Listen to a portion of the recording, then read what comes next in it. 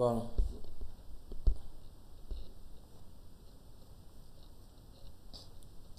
bon, nous voilà derrière notre machine virtuelle Kali Linux. Et donc, ici, je vais vous présenter l'outil Nmap. Et je compte bien, après avoir fait des recherches dans les autres outils dont le professeur a demandé que nous puissions travailler sur ça, je compte bien aussi vous le présenter.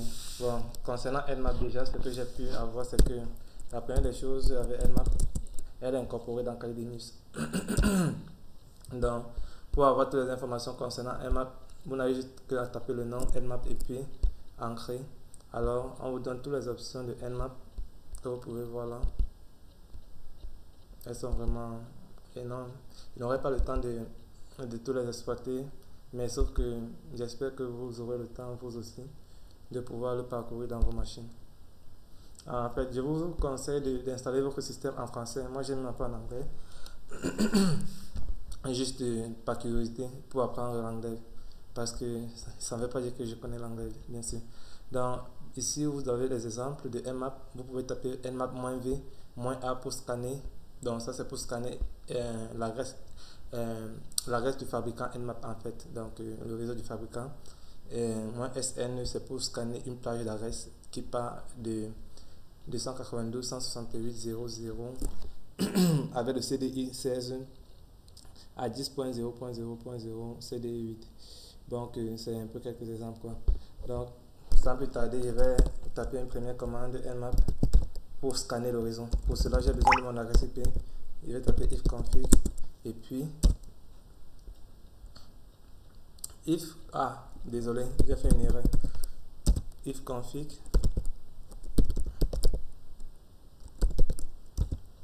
Voilà. Ici, on me dit que mon adresse c'est 192, 168, 8 et 34. Donc, une première des commandes que nous pouvons faire avec Nmap, c'est scanner tous les réseaux qui sont dans toutes les machines qui sont connectées dans le réseau où je me trouve. Donc, comme je suis dans 192.168.8.134, alors je vais scanner toutes les machines qui se trouvent dans le même réseau comme moi. J'ai 168.8.134 et l'adresse c'est 24. Bon, je ne vous apprends plus les adresses CDI parce que je suppose que nous tous, nous le connaissons déjà. Coup de troisième année, bien sûr. Alors, je n'ai plus qu'à attendre et puis de voir quelles sont les machines qui sont connectées dans le même réseau que je me trouve.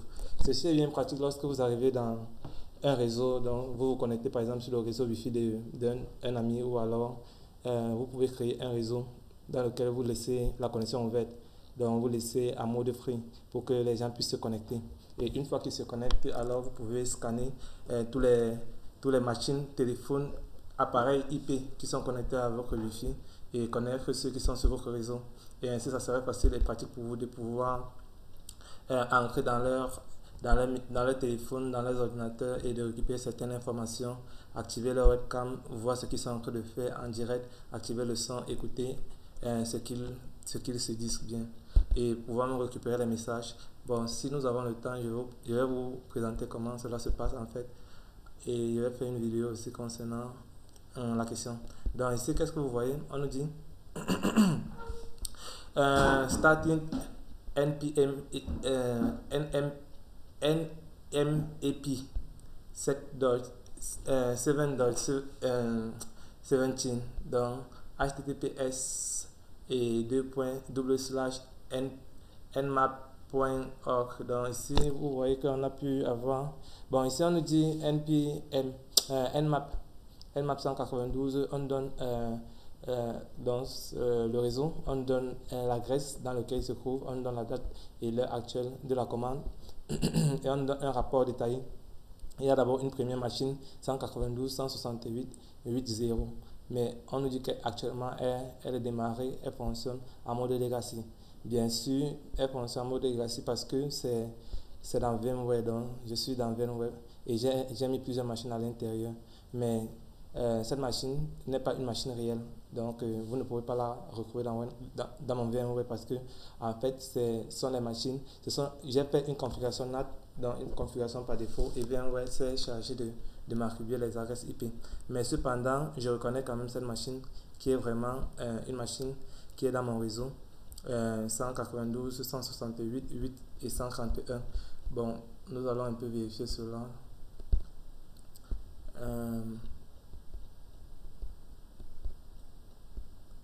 Je vais regarder mon Metasploit table. Donc, désolé, c'était en veille, bien sûr.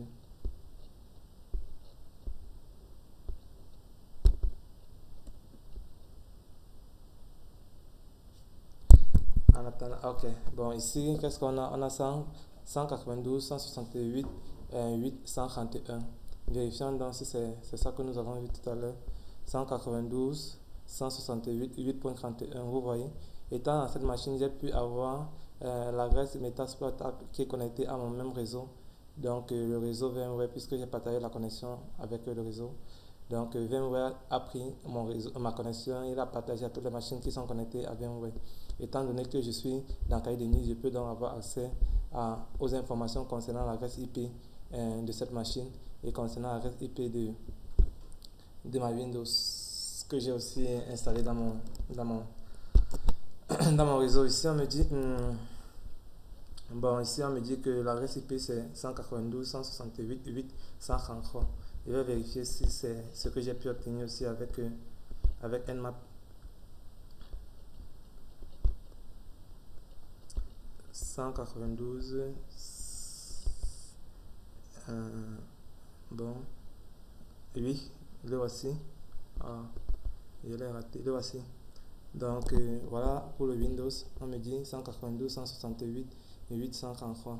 Et on me dit qu'actuellement le port 191 est fermé, mais tous les autres ports sont ouverts à travers le port TCP qui utilise le service SRRPC, le port 139 TCP qui utilise le service NetBIOS SSN et ainsi de suite. Bon, les autres ports là, ils ne reconnaissent pas. La même chose pour ma machine Metasploit. Maintenant, une fois que j'ai déjà l'adresse IP, je peux intercommuniquer avec les machines pour voir si le réseau est bien établi. Donc, il y avait le 8.131. Voilà. On me donne l'état des services.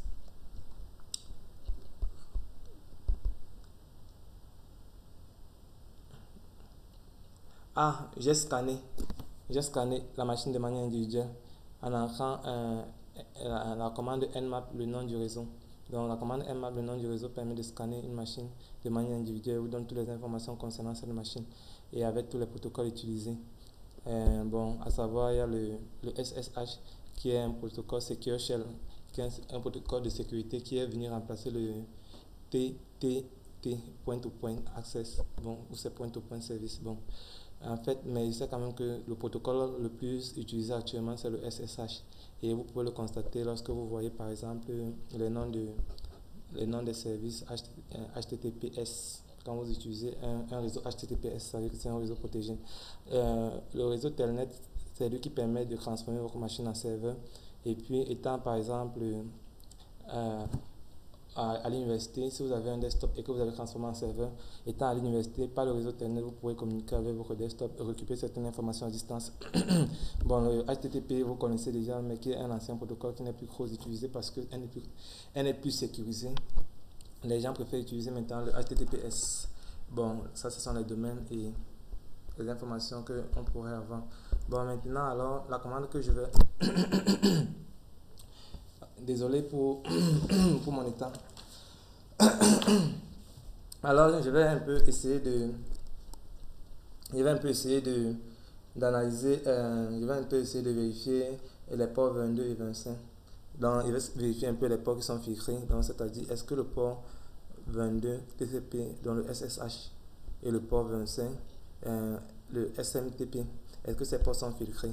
Pour cela, je tape la commande nmap et puis je vais taper l'option SN. Je donne le nom du port, le port 22, 22 et 25. Par la suite, je donne le nom du réseau 192.168.8.131 et puis je lance, je valide. Je n'ai plus qu'à attendre et voir. On me dit ici que oui, le port 22 qui est le port TCP est ouvert ainsi que le port 25, mais il est filtré par SSH et l'autre par SMTP. Donc vous pouvez voir que cette commande permet de récupérer les ports filtrés parce qu'il y a certains ports qui sont ouverts mais qui ne sont pas filtrés, donc qui ne sont pas protégés. Bon, pour cela, je vais un peu essayer de prendre un cas plus palpable. Permettez-moi de me connecter au réseau parce que, comme je vous le disais, SSH c'est un truc sécurisé, un protocole sécurisé. Je vais un peu essayer d'entrer une commande, en fait d'ouvrir une page web non sécurisée et puis on va voir la différence avec une page web sécurisée. Mais l'inconvénient c'est que la page web non sécurisée, vous êtes plus susceptible d'être piraté. Donc à peine vous êtes connecté, à peine aussi, c'est comme ça qu'il est facile qu'un pirate qui attendait les informations ou que quelqu'un puisse entrer dans le site soit déjà entré dans vos machines. Surtout que vous utilisez les antivirus. Pour ceux qui utilisent surtout les antivirus qui ne sont pas protégés, donc les antivirus craqués. Pas tous les antivirus craqués sont les portes dérobées. Donc ici je vais prendre par exemple http 3w-3.rouis.org. Alors je valide et à côté je vais prendre https qui est protégé 2.-3w.rouis.com. Alors nous allons voir la différence entre ces deux sites. Voilà. En fait, ce site permet c'est beaucoup plus pour les personnes qui sont déjà en entreprise. Ça permet en fait, lorsque vous prenez une fonction de pentest au sein d'une entreprise, alors le chef d'entreprise va vous dire, voilà, je vous donne les informations, je vous donne certaines informations de mon entreprise et puis j'aimerais que vous trouviez les failles dans mon entreprise. Et d'autres personnes vont vous dire, je vous donne toutes les informations, vous trouvez les failles. D'autres vont vous dire, je ne vous donne aucune information et vous trouvez les failles. Bon, ceux à qui on ne donne aucune information, on les appelle généralement les black acts. Donc, c'est-à-dire c'est à eux de chercher toutes les informations concernant l'entreprise et trouver les vulnérabilités du système. En ce moment, on leur donne plus de temps par rapport à ceux qui ont déjà toutes les informations de l'entreprise, les white hats bien sûr, et ceux qui sont les grey hats. Ce sont les gens qui sont au milieu, donc on vous donne à moitié les informations et vous vous débrouillez. Donc ici, ça vous permet d'avoir certaines informations cruciales et importantes pour certaines entreprises. Et ça vous donne les informations de manière détaillée. Je vais prendre un peu le cas de contact.com et puis je valide.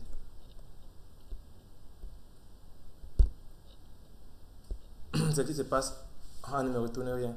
Pourquoi? Parce que la page n'est pas sécurisée. Or, regardons si je viens plutôt à ce niveau où la page est sécurisée et puis j'entre la même information www.contact et je lance.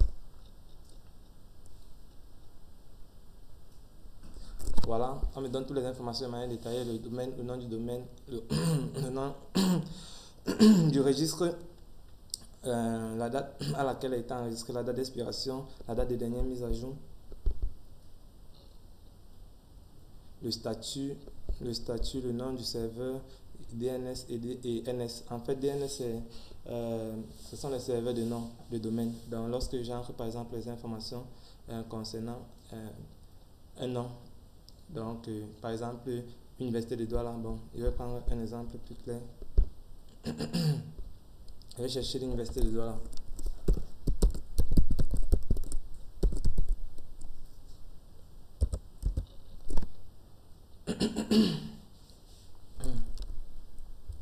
Voilà par exemple le nom du domaine.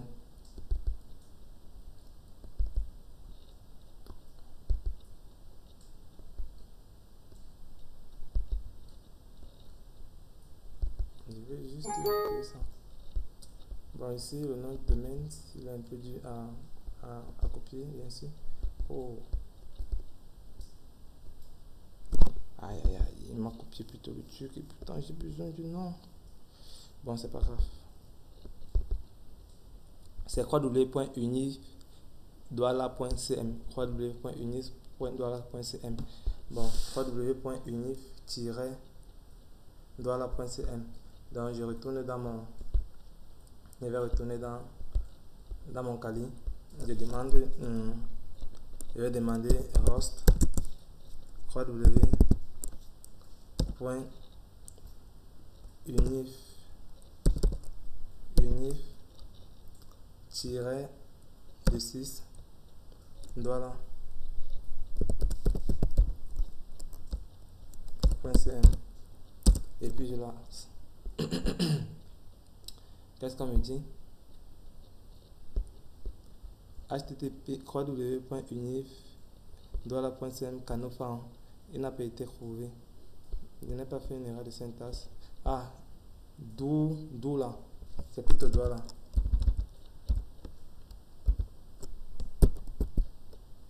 Ok. Voilà. Quand j'informe, je demande, je m'adresse à Internet, j'envoie l'information. Mon ordinateur, lui, va envoyer mon adresse IP 192.168.8.100. Ma passe était 134.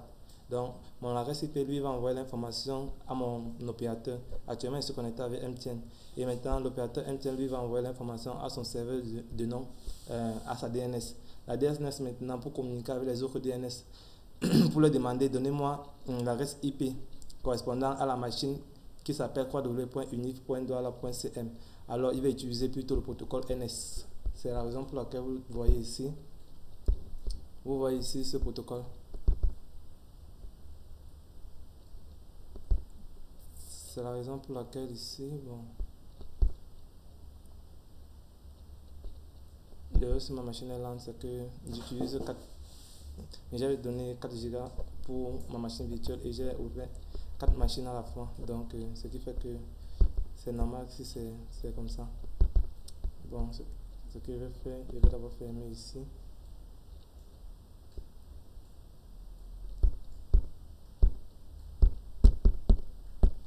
Oh, pourquoi ça ne prend plus? Bon, je vais d'abord refermer ici.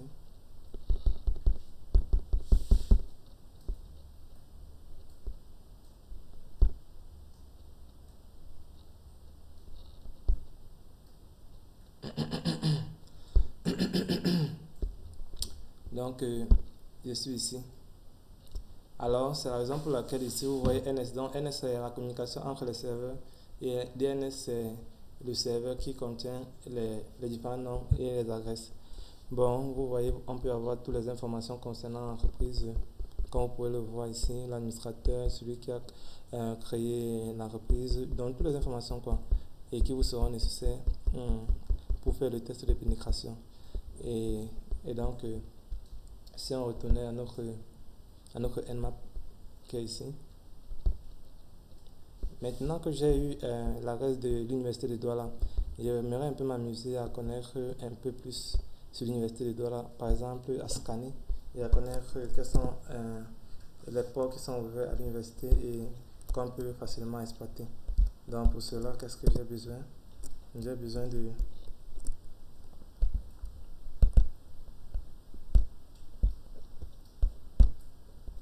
oh, désolé.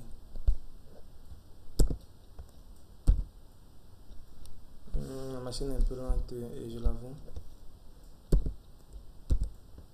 Bon, je vais le fermer et je vais recommencer. Bon, je prends d'abord la commande qui m'intéresse.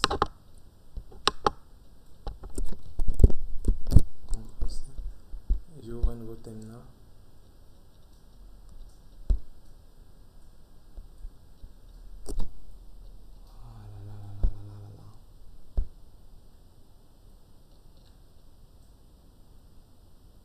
Bon, pour aller plus vite, je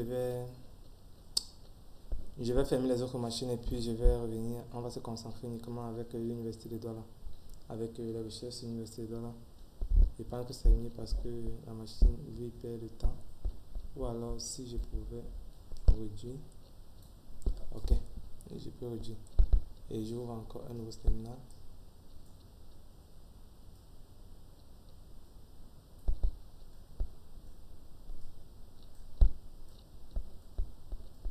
Apparemment, il faudrait que je ferme le terminal et puis j'en ouvre un nouveau.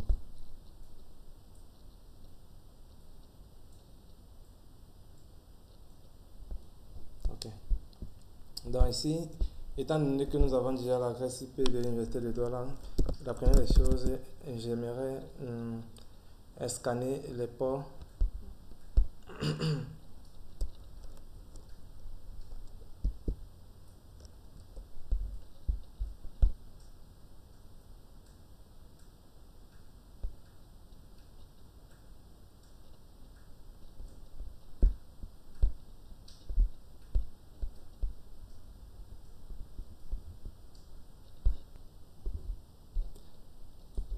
ok.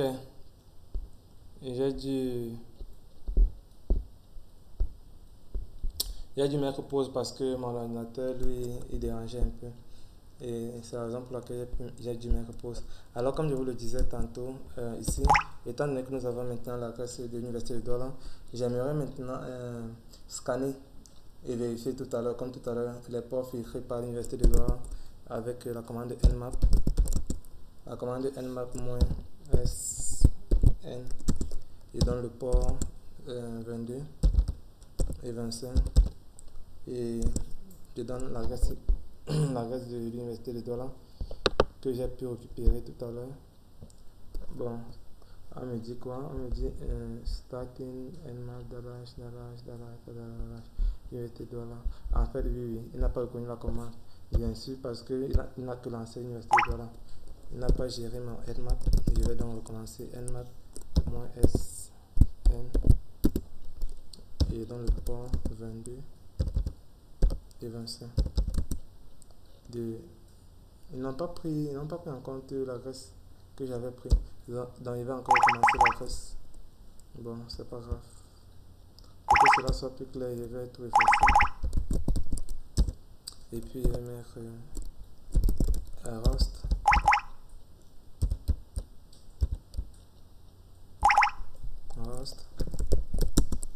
Et puis je demande qu'on me redonne l'adresse. Bon, l'adresse est 100. Je vais reprendre ma commande de tout à l'heure. Nmap, voilà. 178.63.81.246 et puis je lance. Regardez, on va pouvoir quels sont les services, donc voilà, bien sûr, on me dit que les deux ports sont ouverts et que les deux ports sont protégés, sont sécurisés avec le SSH et le SMTP. Alors maintenant, j'aimerais par exemple scanner les ports UDP de l'Université de Douala. La commande pour scanner les ports UDP, bon, les ports UDP d'abord, c'est les ports 53 et 161. Donc, l'option c'est SV. Pour scanner, je donne le nom du réseau. Bon, pour être plus rapide, je vais entrer d'un cran. C'est SV et puis bon, SU parce que c'est UDP, UDP. Donc je vais donner le port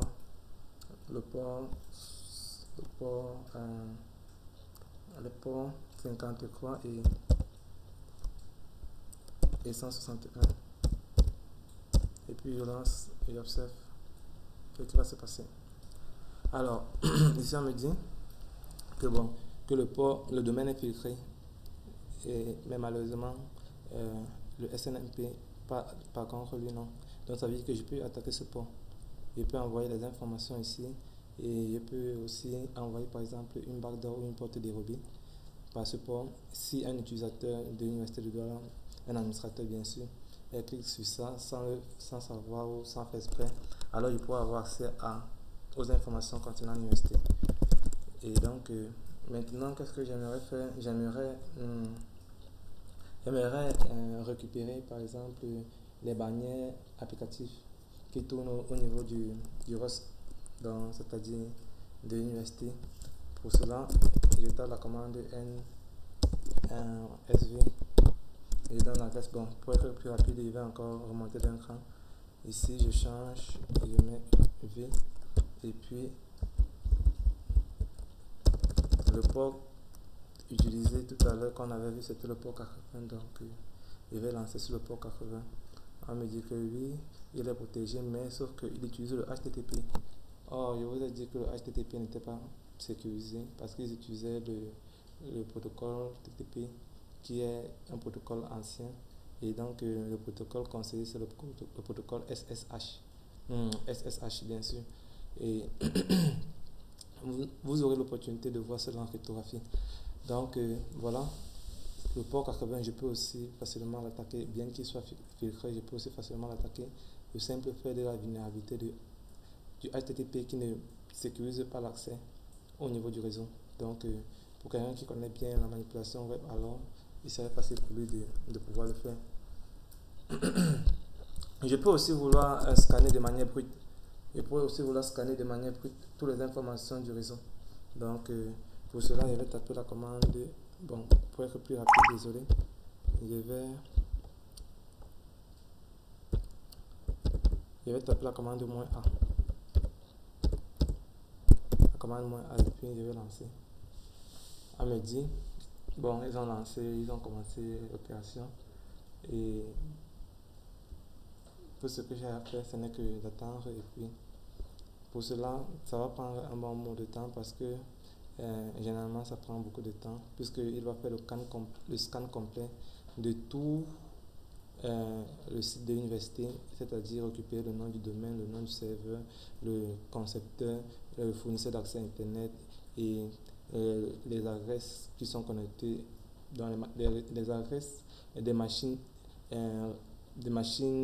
en os, c'est-à-dire les machines qui sont connectées au réseau, c'est-à-dire les machines sur lesquelles on a utilisé pour servir de passerelle en fait dans le réseau. On va me donner toutes ces informations. Donc, je vous donne rendez-vous après la vidéo. Je vais mettre pause et après la pause pour montrer tout le résultat.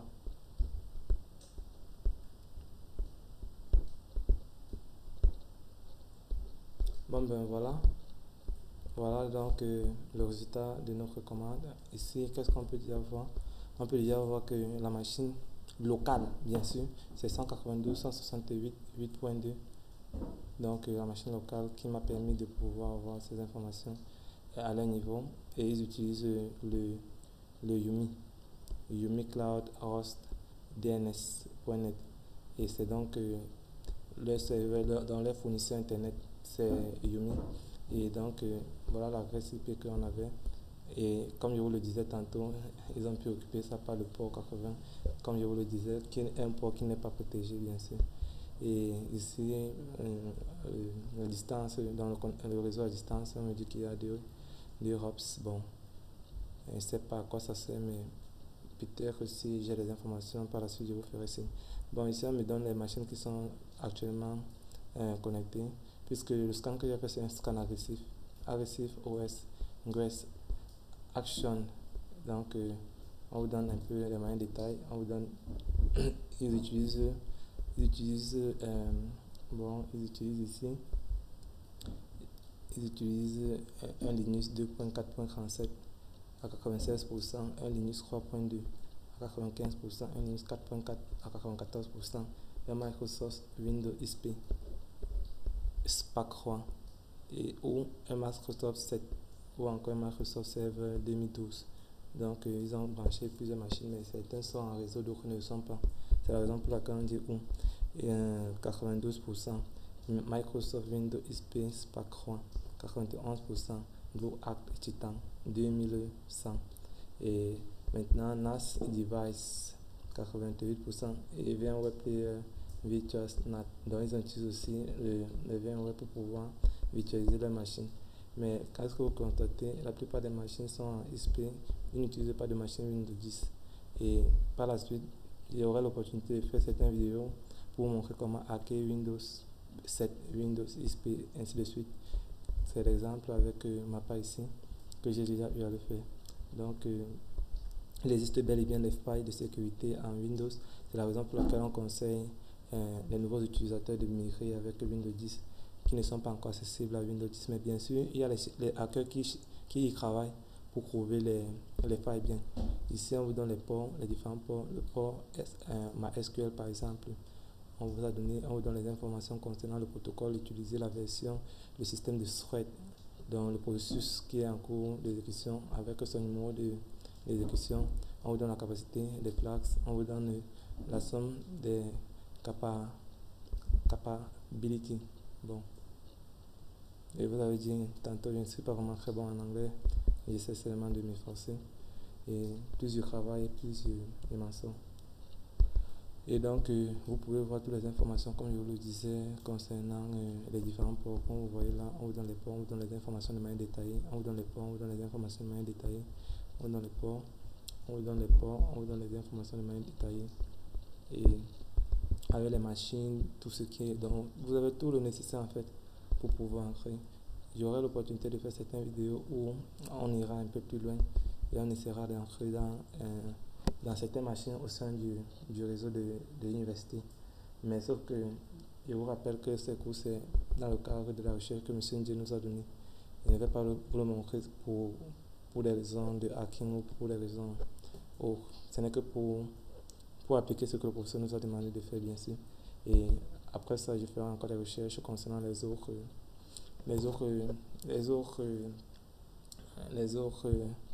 outils dont il nous a demandé de rechercher. Et je pense que demain, je vais vous faire une vidéo sur Nesius, comment installer Nesius, comment s'enregistrer et comment scanner une machine. J'aurai l'opportunité de faire une démo là-dessus. Et donc, il existe aussi ZenMap, qui est la version graphique de Nmap. Pour utiliser ZenMap, vous avez besoin de vous rendre là. Et puis, on cherche ZenMap, le voici. Vous n'avez qu'à cliquer dessus.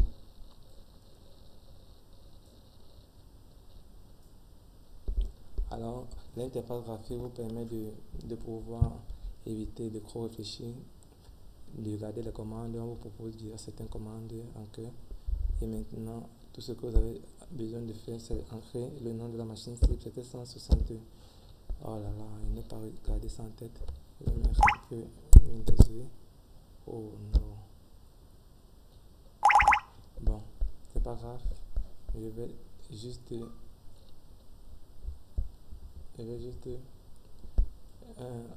réouvrir mon fichier, mon terminal. Je vais regarder l'adresse IP 178.63.81. Bon, je vais réduire.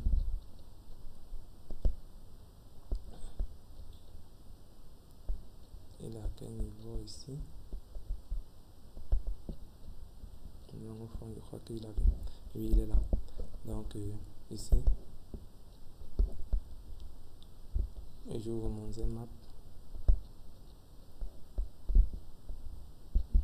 Et je donne l'adresse 178.63.41.246.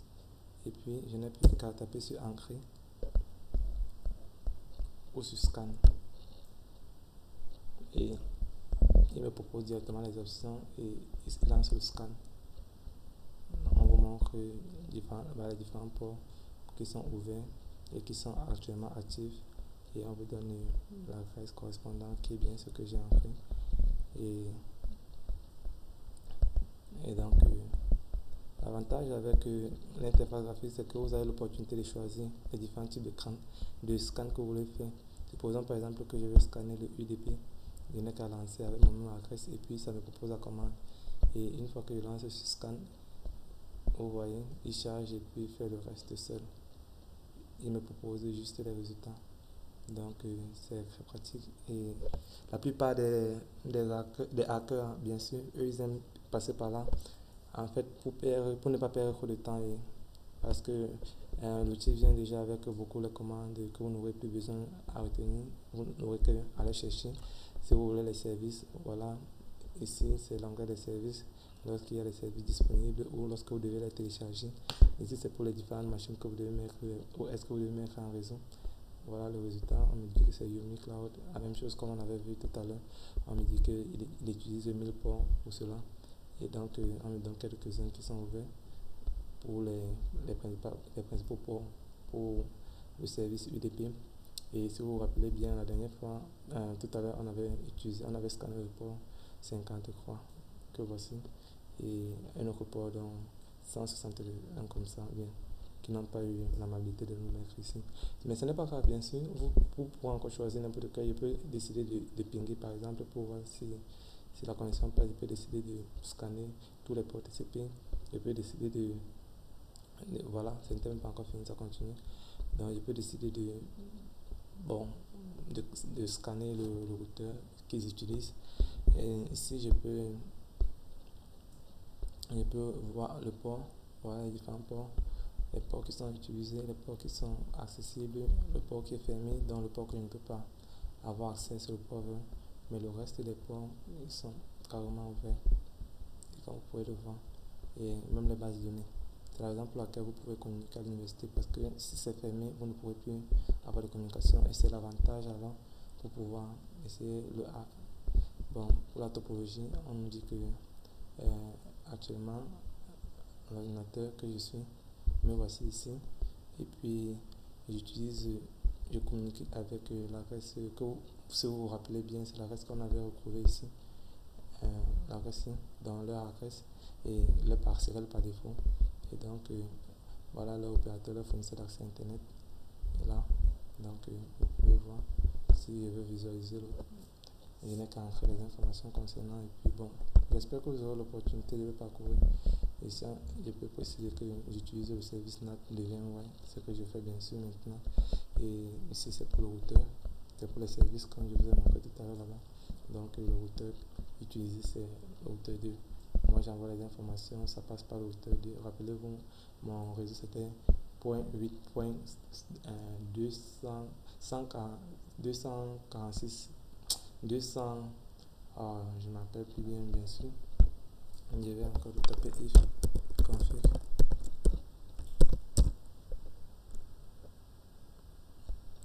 If config.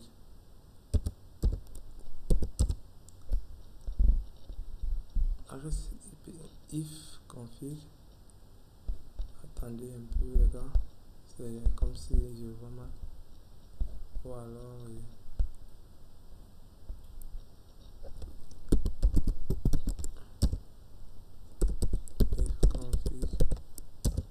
ah oui, donc vous voyez ici à 134 et le routeur que j'utilise c'est 2, donc c'est un peu comme on avait vu là, comme on avait vu à ce niveau du routeur utilisé pour communiquer avec les machines ici. Donc les gars, vous avez juste à parcourir et puis vous devez voir beaucoup des informations concernant. C'est vraiment un outil très puissant et très intéressant. Ici vous voyez, on a Uniros, on vous donne, comme tout à l'heure on avait vu les machines Linux, on avait cité, on vous dit qu'il y a 11 points ouverts pour l'état, c'est up, donc ça veut dire qu'actuellement c'est en fonction, ces machines sont allumées bien sûr.